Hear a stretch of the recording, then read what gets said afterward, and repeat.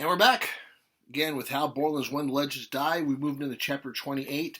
Again, a review of where we're at. Tom and Red, the washed up rodeo man who's taken Tom in and is using his talents in rodeo, in bareback riding, in bronc busting, for bets, for wagers, and things like that.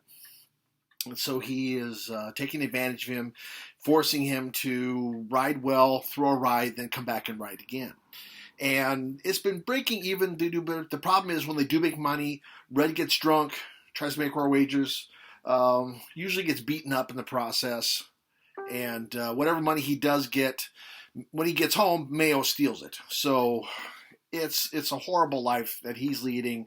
He's forcing Tom into it. But in the last go-round, Tom rode on a horse that went berserk. The horse ran into a fence. It broke Tom's leg, and the horse had to be put down. And, of course, Red blamed him for it. But in the process, Red admitted they had made enough money. They bought pickup. They bought a pickup and a trailer, so they were able to drive from place to place instead of the rides, which was taking a lot out of them. So that's where we're at on Chapter 28. We're reading getting started with Chapter 28 today, on page 116, and we'll be reading chapters 28, 29, and 30. Now, again, a reminder, keep up with the readings. Again, we have the end of the book coming up, as well as the end of the semester, end of the quarter. Your seniors, the end of the year, the end of the schooling for you guys. So make sure you're keeping up with that. We'll have, I'll get a quiz posted over this before the weekend's out, and then we'll proceed from there. But anyway, chapter 28, page 116. They went northeast into Colorado again, but Red couldn't get things going his way. When they found a town with free money, the bettors were suspicious of Red or of Tom. When betting money was tight and Tom rode for purses, the purses were small. Red wouldn't admit it, but Tom had outgrown the look of a country boy, an awkward Indian kid. On street or even on foot in the arena, he might look like a novice, but once in the saddle, his skills and experience couldn't be hidden. He knew all the tricks, all the slick ways to lose a go-round, but even then the judges didn't seem to sense that something was wrong. They didn't disqualify him once, but the bettors were suspicious and refused to walk into Red setup traps. With the truck, they could cover more ground, so when they had no luck in Colorado, they went to Wyoming. Red made 2 good cleanups there, then they moved to lower Idaho, and from there they turned south into Utah. Finally, Red said, "We're not getting anywhere. So the season's about over anyway, we're going home." So they went home to rest, eat Mayo's beans and chili, to wait for spring and a new season. Late February, and Red was full of plans again. This time they would go to southern Arizona, where Red said there's always plenty of sucker money. But it was the same old story, except that there were few rodeos in southern Arizona. They played only 4 shows between Gilliban and Bisbee, and Red won less than $100. "A man could starve to death here," Red said. "We're going to Texas." They stopped in Deming for a show, and Tom picked up enough purse money to buy gas and hamburgers. El Paso, Fort Stockton, Sonora, and Fredericksburg treated them a little better. Red couldn't raise a bet. They kept going east, and finally they passed Austin, and Red brightened. "Now we're getting over to God's country, my old stomping grounds. My old man had a cotton patch over east near Crockett. When I left home, I worked this whole country over with Doc Barlow, from Trinity River to Eagle Pass. Now we'll be eating high on the hog." But it turned out to be a scrawny log. Things had changed ever since Red was there with Doc Barlow. But finally they hit a town where the pool hall crowd had been winning racehorse money from the bookies, and Red set them up for a final round killing. Tom did his part, and Red collected close to $1,000, his first real triumph that spring. But even after that, Tom's luck began to run out. He couldn't seem to win even when Red ordered him to. Finally, Red demanded, "What the hell's going on?" "I'm getting tired," Tom said. "My timing's off." "Timing, hell. You can ride or you can't. I know you can ride when you want to, and you damn well better ride this next show." They went to Duval County out of Corpus Christi, and it was June. The show opened, and for go-rounds, Tom's luck seemed to be coming back. He made good, clean rides and scored high. Then the finals, he drew a particularly mean horse, and he was going to have to lose as soon as he got in the saddle. He not only lost, he was thrown for the first time all season. Red was furious. Tom wondered if Red was going to try to trounce him, and for the first time, he wasn't afraid. He half hoped Red would try it because he believed he could at least try to make a fight out of it. But Red didn't make it past that. Instead, he cursed and demanded, "What happened this time?" "Well, I don't know. I was going all right my first 2 go-rounds. I seemed to lose my timing. I don't know what happened." "I was way ahead of you." Red snapped. I figured you might throw it, so I laid off, didn't bet a dime on you. But you should have took the purse. I'm tired, Red. Let's go home. Home? We're not going home broke. No, siree. There's a show up in Uvalde County next week. We're working it. Understand? Now, if we win, then we go home. But if you lose... Red rubbed his fist and laughed, a short, ugly laugh. So they drove north to Uvalde County. They took a room at the hotel, and Red said, I'm going out and set things up. You stay here till I get back. Get rested up if you're not so goddamn tired. When Red hadn't come back by supper time, Tom went to a nearby cafe and ate alone. Red still hadn't come back when Tom returned to the room and went to bed early. It was after midnight when Red came in, stumbling and obviously drunk. Tom pretended to sleep and Red fell into bed. He was still sleeping the next morning when Tom went out to breakfast. Then Tom went out to the arena to look at the horses and listen to talk of the riders and hanging on. No one paid any attention to him. He wandered about the arena, paused at the chutes, and listened to the men loafing there. It was the old familiar talk about horses and women, the same old stories. He listened a little while, then went over and climbed to the empty stands and sat in the sun, and the questions came. Who am I? Where am I? Where do I belong? Back in his memory, like a dream, he saw a boy he once knew, a boy called Bear's brother. A boy who lived in the mountains the old way, a way that was now past, gone, and cut off.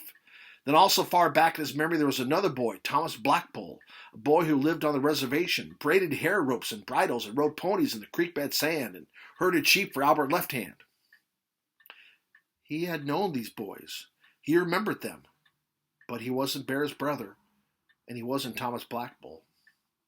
Then he saw another boy in the corral at Red Dillon's place, learning to be a bronc rider, learning how a bucking horse acted, how to ride clean, how to ride dirty, how to win, how to foul out, learning to do what he was told to do. That boy was partly himself, but still a stranger. That was the boy to whom Mayo once said, "You want to make a rumble in the belly of life." He sat there remembering, and he saw a little whirlwind pick up a puff of dust down the arena and swirl it past the loafers sitting beside the chutes. The dust hit the men for a moment, and he saw a crowd of riders there, shouting to each other, swearing at the horses, laughing, arguing. He heard the horses puffing and grunting and squealing, making the planks of the chutes clatter and groan. Saddles creaked, stirrup rattled, and spurs jingled. The pickup men rode into place. The crowd cheered and stamped and whistled. The 10-second horn bellowed. Hooves drummed and bat-wing shafts slapped like handclaps. His nose quivered at the smell of horse sweat, man sweat at the smell of the corrals, fresh pine oozing pitch, fresh hay, manure, and urine. The choking, alkaline smell of dust turned up the arena, and the hot, clean smell of sunlight, the cool, clean smell of a cold shadow. The smell of a hot, sweaty leather, the horse smell, the sweat and wool smell of saddle blankets, the smell of old boots, dirty Levi's, and sweaty shirts, the leather and horse smell of your own hands, the sour smell of your own hatband. He saw the horses, rolling their dark eyes till the white showed, baring their yellow teeth, laying back their angry ears, rippling a shoulder or a flank, nervously switching a tense tail.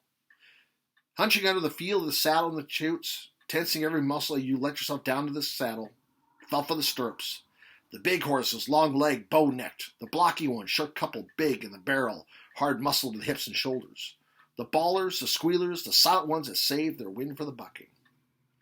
He felt the tightness in his belly as he sat in the saddle and braced just before the gate opened. The quiver in his legs, spurs hooked up just above the horse's shoulders. The first lunge, the battle of the cantle, the smell of his back. The thrust of the pommel in his lower guts. The feel of the horse as you get through the reins, taunting your left hand. The feel of his ribs beneath your calves, his shoulders beneath your thighs. The feel of the stirrups, the rake of the spurs, the rhythm. The jolt of the ground through the horse's stiff legs like a hammer blow at the base of your spine. The way a horse eases off just before the 10-second horn. The way another horse makes a final, desperate lunge just as you relax. The bellow of the horn, the grab for the pickup man, the vault from the saddle. The feel of the ground again, the ride done and over, and the weakness of your knees. The exhilaration, the sense of mastery.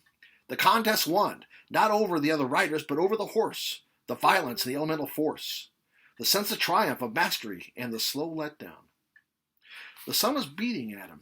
The arena lay hot and quiet, only a few loafers there at the chutes, still talking, still laughing at the same old woman jokes. The empty stands stood around him. He left the stands and went back to the hotel. Now, chapter 29. Red was up and dressed. "Where have you been?" he demanded truculently. Out the arena, Tom said, looking at the broncs. They've all got 4 legs, haven't they? Red was bleary-eyed with a hangover and an ugly mood. Tom didn't answer him. Get over being tired? You damn well better. I paid your entry fee and we're going for broke. I'm setting up the deadfall so you start figuring out how to lose that first go-round and make it look good. Tom shook his head. No, Red.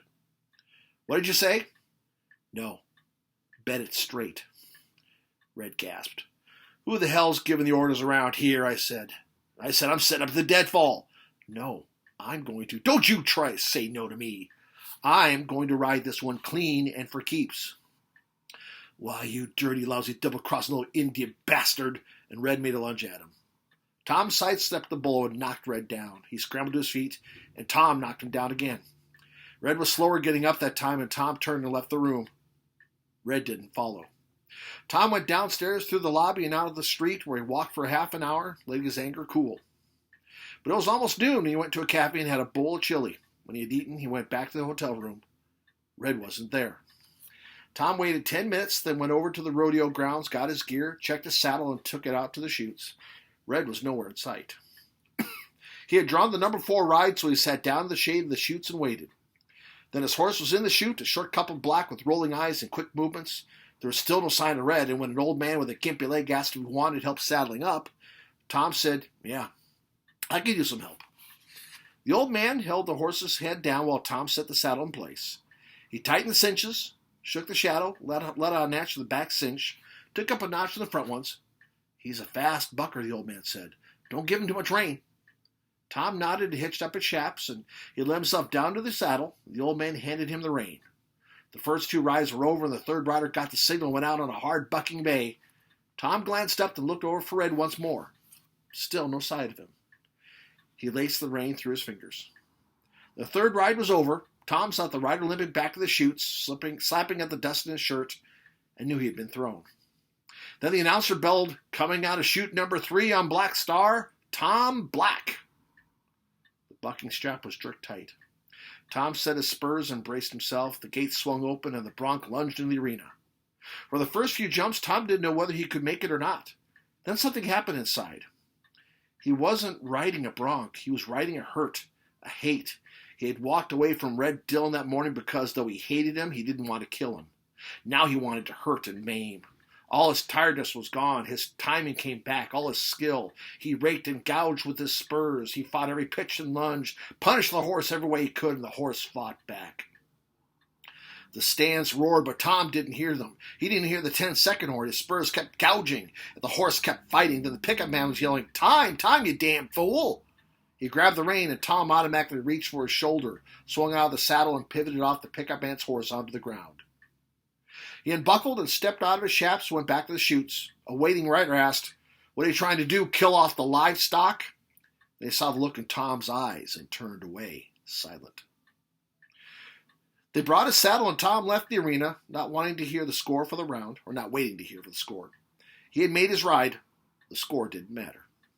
He went back to the hotel, and Red was there in the bed, deep in a drunken sleep. Tom started to leave the room, then turned back and went through Red's pockets. He found more than $700.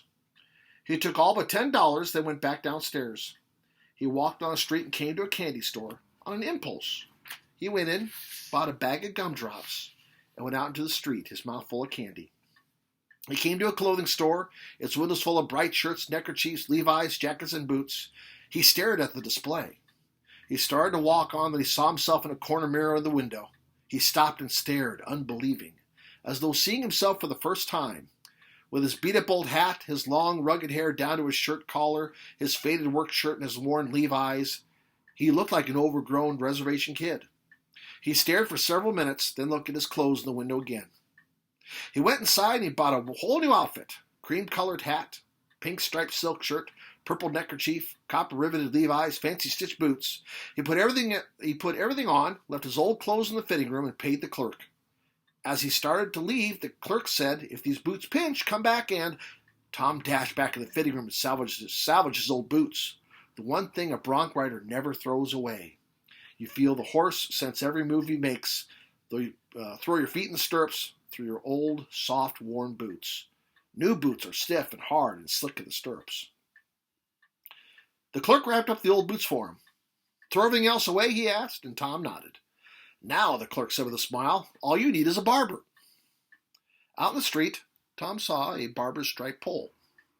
He went in and sat in the barber chair for the first time in his life. When the man in the white coat had finished, Tom just sat there, staring at himself in the mirror. The barber grinned at him in the mirror. You sure needed a shearing, he said with a laugh. Tom looked at the man, then at himself in the mirror again. He was no longer a boy. He was a man. He looked like a ranch hand fresh in town, shorn and slicked with 2 months' wages on his back. He looked to be 18 or 19 years old. Still marveling, he went out in the street again, but he had to get used to this new self. He found a pool hall, went in and chose a stool opposite a big wall mirror. He sat there an hour, vaguely watching the players, but mostly just looking at himself in the mirror. Then it was supper time. He went to a restaurant, and the waitress smiled at him. He couldn't understand why.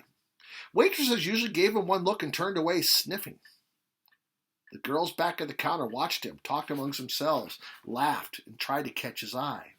When he had eaten, the girl at the cash register asked if he had enjoyed his meal, trying to get him to talk, to keep him there at the desk a little longer. But he paid his check and went out. It was late dusk as he walked along the street towards the hotel. He saw 2 girls watching him. Wondering what was wrong with him, he paused at the store window looking for a mirror. One of the girls came and stood beside him, making a show of looking in the window. He glanced at her and she smiled and asked, "Don't I know you? Isn't your name?" And she paused, her eyes inviting. He didn't know what to say. He wanted to run, and yet he wanted to stay. "What is your name?" she asked. "Tom," he said, but his tongue was slow and thick. "Tom Black." "Tom, of course. Don't you remember? I'm Kitty." He didn't know anybody named Kitty. She put a hand on his arm. "My," she said softly, "you are sure good looking. I bet you're here at the rodeo." He nodded. "Yes." "I just love rodeo men," she smiled, "and I'm not busy tonight." He looked at her again, and his sensitive nose caught the scent of strong perfume, a musky smell. His pulse throbbed in his temples, then he saw the crow's feet around her eyes, the slight pouchiness under her chin, the little blotches beneath the makeup on her face. He saw the hard, calculating look in her eyes, the provocative smile on her lips, and he knew what she was. It doesn't say it, but she's a prostitute. There you go. He turned away. She caught his arm again, pressed her body against him. "Tom, honey, don't go away. I've got a room." He pushed her from him and hurried up the street to a hotel. He got the key at the desk, went up at the room, hoping Red would be there. The room was empty. He went to the window, looked out, then turned out the light and stood at the window a long time, letting his pulse throb and slowly ebb. There was only one thing that mattered to him now, the arena, the battle with the Bronx. Deliberately, he went back over his ride today. It was a good ride, clean, skillful, with perfect timing. He was tired now, very tired. But tomorrow he would ride again. His draw was a leggy bay named Sleepwalker, a big horse, probably as mean as they come, which suited him right down to the ground. Mean horse, spectacular ride. Then he heard her voice again. Remember the smell of her and the feel of her as she pressed against him. To hell with them. Red and the women and all of them. And after a little while, dog tired, he went to bed. We're going to toss in chapter 30 as well that we finished for this session. So Tom is now cleaned up. He's got new clothes. He's breaking away from Red. And he's a man. He's like 18, 19 years old. And now women find him very attractive to the point where prostitutes are coming towards him and saying, "Hey." So this is all new to Tom. Chapter 30, page 124. He slept late. When he wakened, there was still no sign of Red. He went down, ate a leisurely breakfast, went out to the arena, and killed the morning doing nothing. He ate the noon meal near the arena, then got his gear and went out to the chutes for the second go-round. The old man who helped him the day before came looking for Tom again. Didn't recognize him at first with the haircut and the new clothes. Then he grinned, whistled softly, hunkered down beside Tom, and watched the calf ropers. "What happened to your red-headed sidekick?" he asked. Tom shrugged and made no answer. The old man asked no more questions. Tom had drawn next to last ride for the go-round. Even in the chutes, while he was being saddled, Sleepwalker was just as mean as Tom had thought. When the gates swung open, Sleepwalker put on a spectacular ride, and Tom made one of his best, most brutal rides of his life, rough, hard, and punishing. The crowd didn't recognize him at first, then remembered his ride the day before, and began to applaud. Then it fell silent, awed at the cold viciousness and superb skill Tom showed. The horn blew and the crowd exploded in a roar of cheers. The horse was snorting bloody foam as the picket man rode up and Tom pivoted out of the saddle.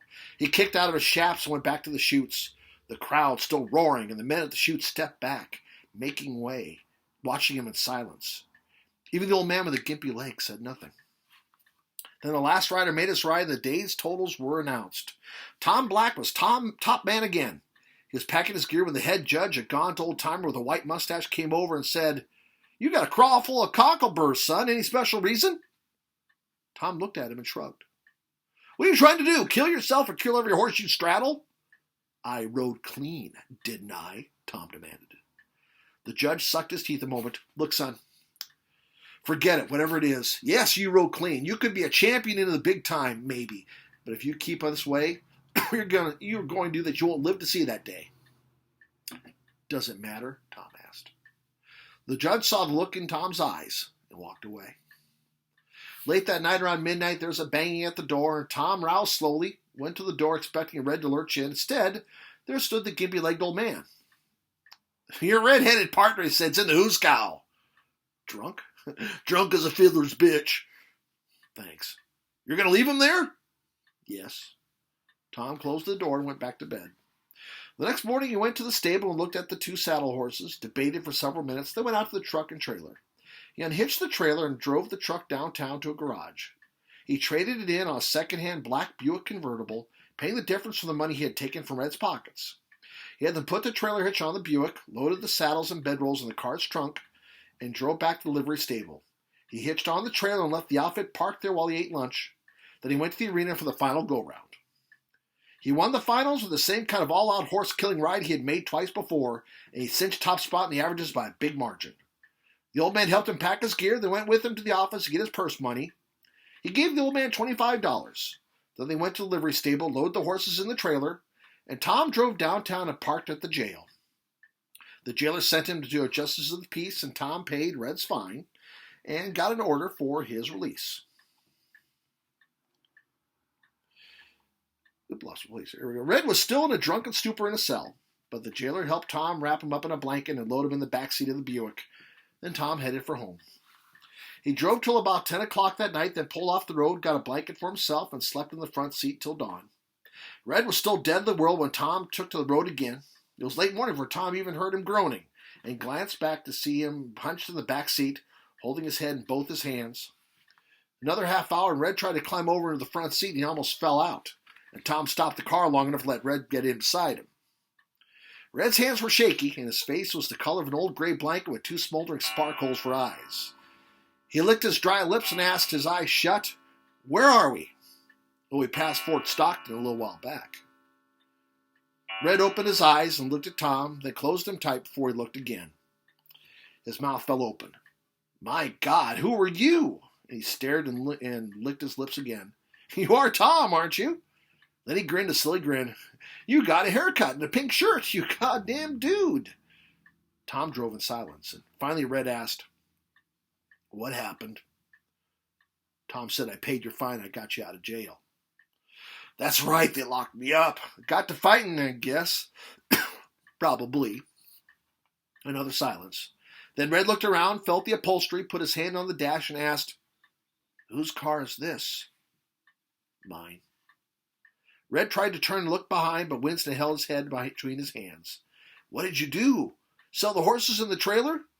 "No. They're hitched on. I didn't even sell your saddle." "Good." Then Red asked, "You ride?" "Yes." "Did you win?" "I won." Red straightened up, felt his pockets, and he searched them one by one. Finally he said, "Somebody rolled me." Tom said, "I did." "When?" "After the first go-round." "I must have still had a pretty good wad, didn't I?" "Quite a bit." Red was silent for a long time, and at long last he said, "Mayo used to roll me. I don't know how much an old cheerleader took off me, but plenty. And now you're doing it." He shook his head, winced again, covered his eyes with his hands. "I never could save a dime," he said. "Somebody's always took it off of me. When I was a kid, it was my old man. When he didn't have field work for me, he hired me out, then took my wages.